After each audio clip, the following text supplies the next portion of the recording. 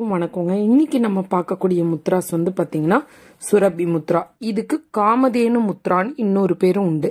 இந்த முத்ராஸ் எப்படி பண்றது அப்படிங்கறத நான் ஸ்டெப் பை ஸ்டெப்பா நான் பிக்சர்ல காமிக்கிறேன். அதை பார்த்து தெரிஞ்சுக்கோங்க. இந்த முத்ராஸ் பண்ணும்போது பாத்தீங்கன்னா காலையில விரிப்பின் மேல அமர்ந்துதான் பண்ணணும். நின்றுக்கிட்டு நடந்துக்கிட்டு நம்மளால பண்ண முடியாது.